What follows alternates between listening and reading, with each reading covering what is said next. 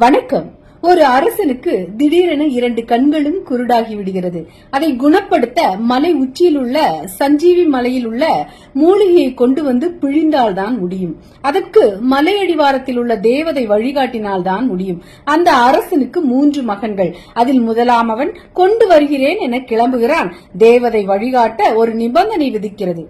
நான் உன் பின்னால் வருவேன். நான் இடது பக்கம் திரும்பு என்றால் இடது பக்கம் திரும்ப வேண்டும், வலது பக்கம் திரும்பு என்றால் வலது பக்கம் திரும்ப வேண்டும். நீ நடப்பதை நிறுத்தக்கூடாது, நடந்து கொண்டே இருக்க வேண்டும். எது நடந்தாலும் பின்னால் திரும்பி பார்க்க கூடாது என்றது. முதலாம் அவன் நடந்து செல்ல தேவதை வழிகாட்டி சென்றது.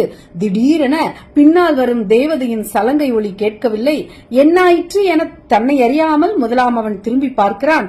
நிபந்தனையை மீறிவிட்டான், கற்சிலையாகி விடுகிறான். அடுத்து 2ஆம் அவன் கிளம்புகிறான். கிட்டத்தட்ட நிபந்தனைகளுக்கு உட்பட்டு பாதி தூரம் வந்து விடுகிறான். திடீரென சிரிப்பு ஒலி கேட்கிறது.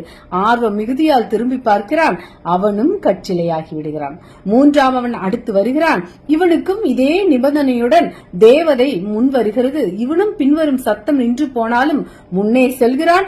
பின்னால் அலறல் சத்தம், சிரிப்பொலி, இவைகளுக்கெல்லாம் திரும்பாமல் முன்னே செல்கிறான். வெற்றியும் பெற்று மூலிகையும் கைப்பற்று தன் தந்தையையும் குணப்படுத்தி விடுகிறான். பின்னால் வரும் தேவதைதான் நமது மனது.